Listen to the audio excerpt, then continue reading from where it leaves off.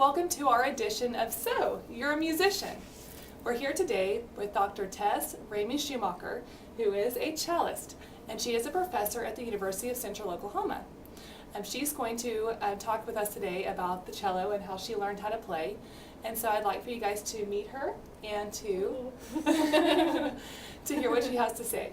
So, how did you learn to play the cello? I started when I was 7 years old, and I met the cello by total chance. We had a local music school, and I tried out different instruments, and the cello was my absolute favorite. Actually, at the time, because it was a really big and loud instrument, very kind of profound reasons. And I have to say, while I still really love to play and love the cello, I sometimes wonder when I travel in the plane if a smaller instrument would have been better, because I always have to buy a second seat for my cello. So. Goodness. Okay, so you grew up in Germany? Yes, I grew up in Cologne, Germany. Went to elementary school there and then to high school. And in Germany there's a program, if you are a teenager, you can audition at a university. It's called like what we have here, something like concurrent enrollment. Okay. I also went to school in Cologne and took lessons at the conservatory. Then did this concurrent enrollment program at the university. And then I was ready to travel and started moving. Okay. Wait, who was your first teacher? My first teacher, his name was Becker. And he was a wonderful person, very supportive, very fun, and really good for teaching kids.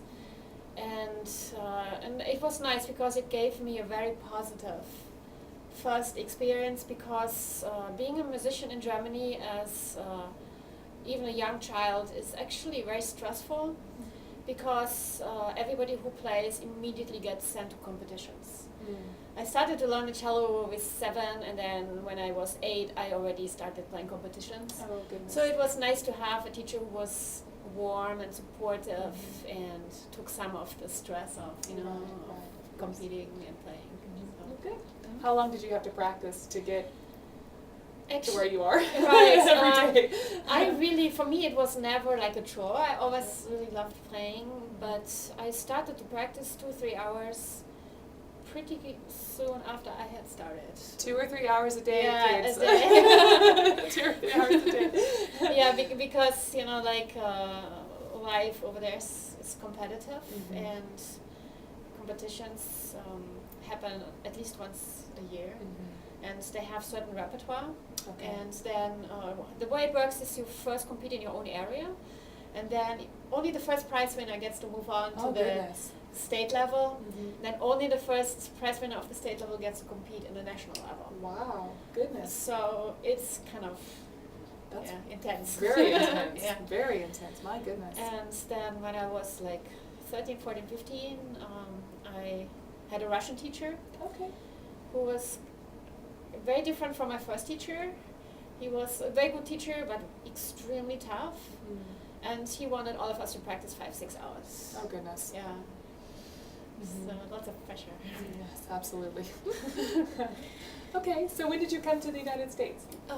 It was always my dream to come to America, since really I can think about like studying. And I finally actually got my paperwork and my money and scholarships together to go when I was in my early 20s. Okay. And I studied in Los Angeles. I got my master's there, my doctorate. And then pretty soon after got a job offer to work in Australia. Oh, okay. Which I did. Wow. Yeah. Goodness. So I worked in Australia for 6 years, and after a while, it took me like 35 hours to get back home, because I still played a lot of concerts in Germany. And I remember I had to go to this one festival. I flew 35 hours, rehearsed, played the concert, and I had to go straight back because it was in the middle of my semester. Oh, goodness. And I decided maybe I should find a job a little closer. Oh. Oh, my goodness. Yeah, and then at the time, actually here UCO, when I was thinking about leaving, I had advertised a position. Okay. It was total kind of luck. But I went online right at the time when they advertised the position. I applied, and I actually moved here from Australia. Oh goodness! Yeah, Straight from Australia. Straight from Australia. Okay. And I had never been to the Midwest before, just to the West Coast and the East Coast. And I remember one of my very dumb questions in my interview. I used to work at the Barrier Reef at the beach in Australia, and I'm a scuba diver. Oh, okay. And I asked Dr. McGrail how the scuba diving situation is here, because I had no idea how far it is to the next beach, and yeah, I got some strange looks. We have a very good big pool where they teach you before you go on vacation to California. Right, right. I haven't actually that's done much scuba diving since I moved No, here. probably not in so- Oklahoma. Anyway. Okay. Well, would you like to play something? Sure. I heard that your class doesn't have any string players right now. That's right. So I just wanted to mention a few things. A string instrument typically has 4 strings, and actually a bass has 5. They are now made out of steel, and in the old time actually they were made out of guts, out of a cat gut. So, but now this is a steel string cello, and when you either plug the string like a guitar, or you use a bow to bring the string into vibrations, and this is, by the way, horsehair.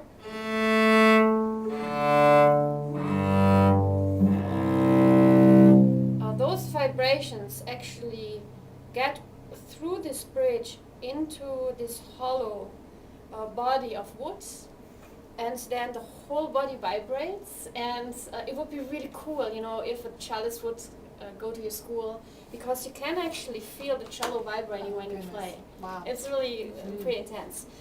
And you can actually, when you play just a normal string without your left hand, the string vibrates all the way from up here to the bridge, but your left hand can actually change the length of this vibrating string.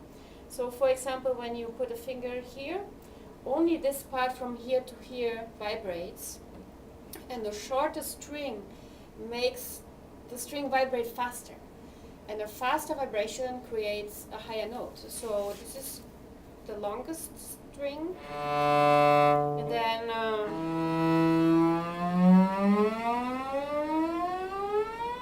so you can actually see the higher I go, the shorter the string gets. So you get, every time I move, a different kind of sound. And so of course it's the same situation on all the strings. This string is the thinnest, therefore it vibrates the fastest.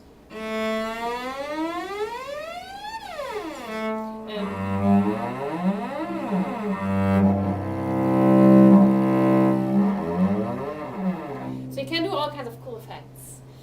And maybe on a side note, I'm not sure if it's interesting, but I just love the sound.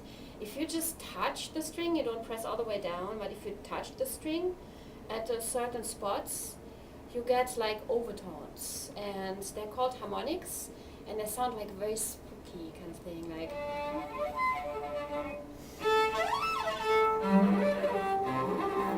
And there are many composers in the 20th century who actually use this effect. Sometimes just for solo instrument, and sometimes actually for whole orchestra, and it's kind of a cool sound. It is a wonderful sound.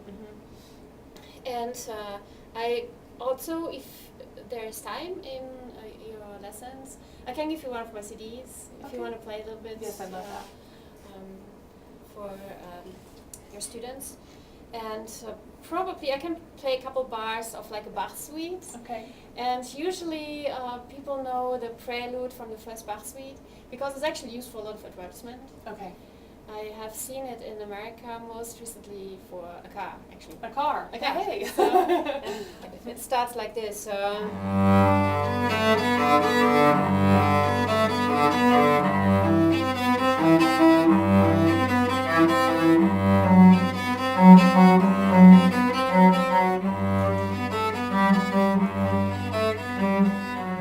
So you can see, you can use all the strings in a relatively fast succession, and you can also with your left hand play on more than one string at the same time.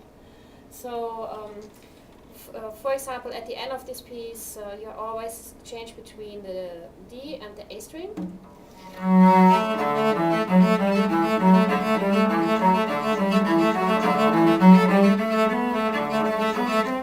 So you can create, even if you have just one instrument, you can create the illusion it's actually two people playing. Then you can also play more than one string together at any time. And that's called either double stop when you have two, or a chord if you have three, like